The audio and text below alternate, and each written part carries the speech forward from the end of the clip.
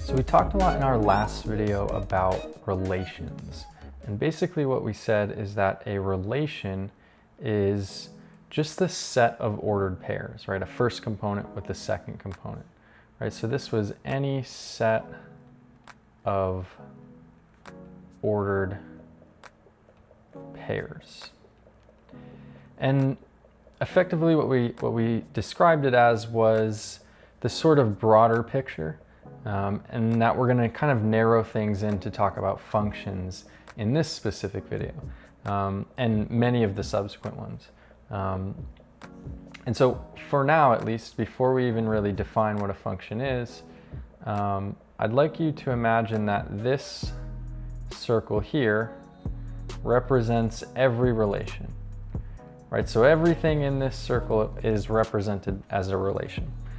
A function is sort of a more specific version of this, right? So we could do something like this, where we draw this circle on the inside, and this circle here would represent functions, because a function is a subset of a relation, right? In other words, any function, or I'll say all functions are relations. Now, functions and relations aren't exactly the same thing, so this does not go the other way around, right? We can't say that all relations are functions, right? All relations are not necessarily functions, but all functions are relations. And so when we say what is a function, it's going to be a specific version of a relation. So what does that actually mean? How can we actually define that? Well, we can say that a function is a correspondence from a first set, which we call the domain, as we talked about in the last video as well, called the domain, to a second set, which we call the range. And we can take a second here to recap that the domain was the first component of a relation. So if we had a coordinate pair x comma y, the domain is looking at the x value, that first component, and the range was the second component. And so if we had a coordinate pair x comma y, the range looks at the second component. Now, a function is still a little bit more specific than this. It's a correspondence from a first set, the domain, to a second set, the range, in a particular way. So corresponds such that each element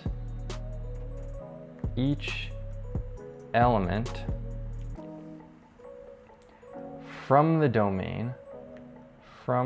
domain corresponds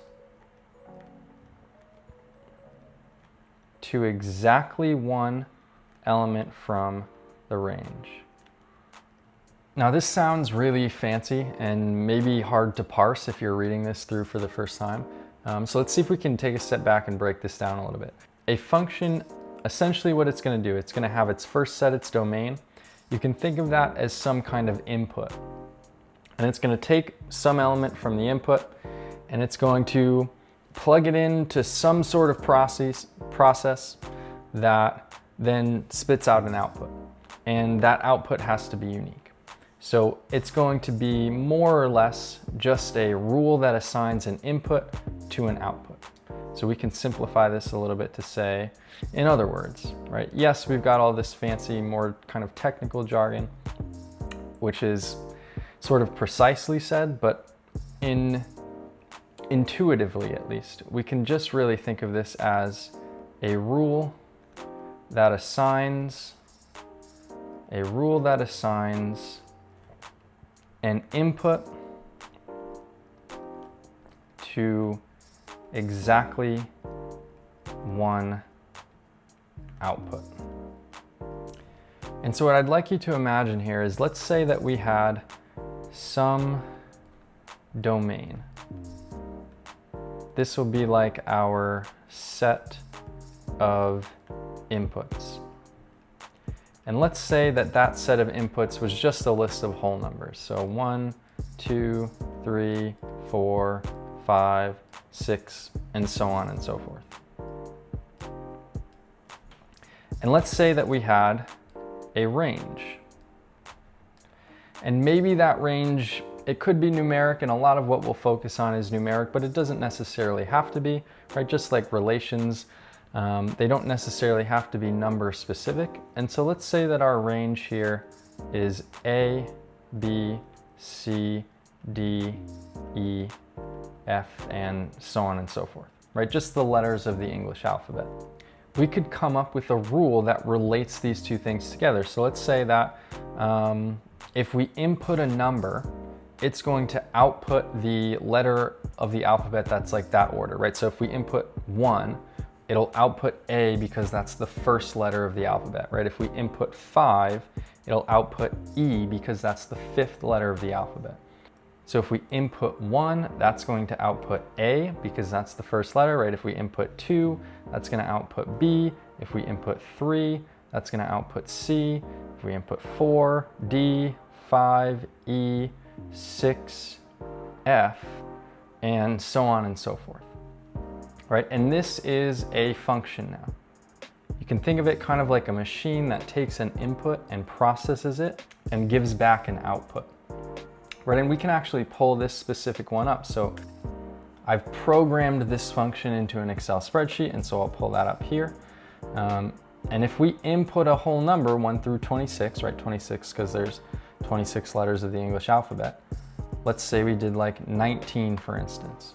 It's going to output S because S is the 19th letter of the alphabet, right? If we input 26, it outputs Z. If we input 13, it outputs M. So this machine is just taking that number as an input, processing it by the rule that we've decided, and then giving the output as the letter that corresponds with that number. And so this intuitive definition is going to be a really handy way to kind of think about functions. But we can also see that this does in fact fit the formal definition too, because it just corresponds from some first set, 1 through 26, to some second set, where every element of the domain, right, like 1, 2, 3, 4, 5, and so on, corresponds to exactly one output, or exactly one element from the range. So 1 corresponds only to A, 3 corresponds only to C, 6 corresponds only to F. And because of that, this would satisfy the definition of a function. Now, on the other hand, if we had, say, something like this here on the right, where some element of our domain actually maps to or corresponds to 2 different elements in the range, right? In this case, we've got 1 going to A and we've got 1 going to B. That would not represent a function. Now, this does still represent a relation because we've got a set of ordered pairs, right? 1A is an ordered pair and 1B is an ordered pair. But because that 1, that piece of the domain, that first component, is paired up with more than one second component, this is not a function. Right, so on the left over here, we have this is a function. And on the right over here, we have that this is not a function, right? This is our 1 to A, 2 to B, 3 to C. These match 1 to 1. But these here on the right, 1 maps to more than 1, and so therefore it's not a function. Now this can get a little bit tricky in a case like this. Let's say we had a domain which was 1, 2, 3, 4, 5, and we had a range which was A and B. right? Here, maybe 1 goes to A, maybe 2 goes to B, but what if 3 went to A, and 4 went to B, and 5 went to B?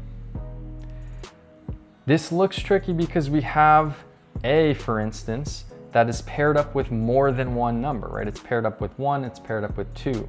But the key idea here is that each input, right, so each piece of the domain, each input can only have one output. So 1 still only maps to one value, 2 still only maps to one value, 3 still only maps to one value, and so on and so forth. So this is fine where A has more than one corresponding value, any element in the range has more than one corresponding value, but this case here is not. So let's look at an example in terms of some relations. Let's say we use the same relation that we talked about in the last video. We've got a relation between countries in the world and the number of medals that they won at the Olympic Games. So US 113, China 88, and so on and so forth. Right, we've got our set of ordered pairs, right? We've got an ordered pair here, we've got an ordered pair here, etc., etc. And we've got a first component and a second component of each of these. Now, to determine whether or not this is a function, going back to that definition, right? A function is going to be a rule that assigns an input, or that first component pairs it with exactly one output or exactly one second component. And so if we look back here, essentially what we want to look for is to say, okay, does this first component pair with exactly one output, or are there multiple options? Right, in this case, we can see that the United States, so that first component shows up only once, and same with China, that shows up only once, same with Japan, that shows up only once, same with Great Britain, same with ROC. And so because of that, we would say this is a function. This is a function because each first component is assigned to, or pairs with, we'll say pairs with only one output.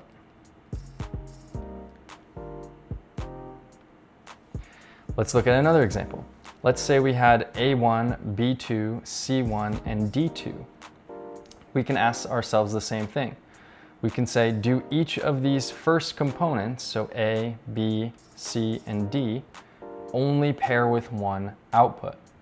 Now, this one again might get a little bit tricky because we can see the 2 is paired with both B and D, and the 1 is paired with both A and C.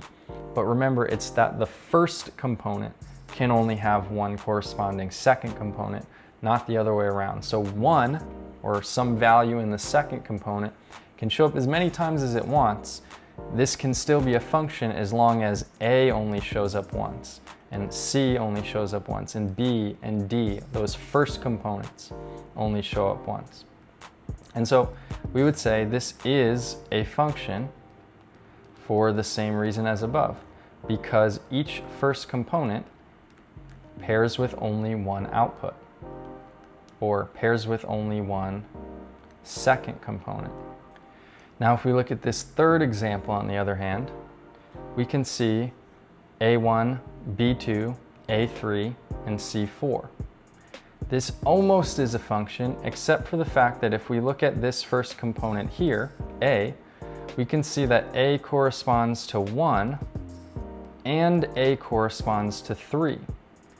Since a function is a rule that assigns the input to exactly one output, and here we've got 2, this is not going to be a function. Right? So this is not a function, because A is paired with 2 second components, is paired with, I'll say, more than one, because it could be 2, 3, or however many. So more than one second component.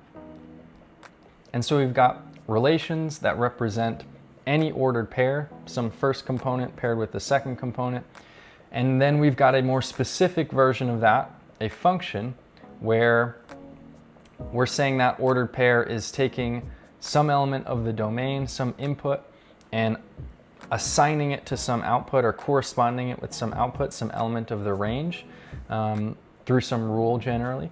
And it constitutes a function as long as every input only is sent to one output. Right? If you think about it like a machine, you plug some input into that machine, it has to know precisely what to do with it. It can't have multiple options to choose from. It can't, like in the case of this last example here, decide between whether it's going to send A to 1 or send A to 3. Now, we're using sort of more abstract examples here, right? Using like letters and countries and some numbers.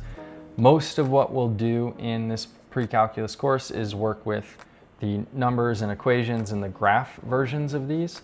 And that's sort of what we'll explore in the next video. But for now, hopefully this has helped give you a kind of a baseline understanding of the general picture of what a relation and a function is.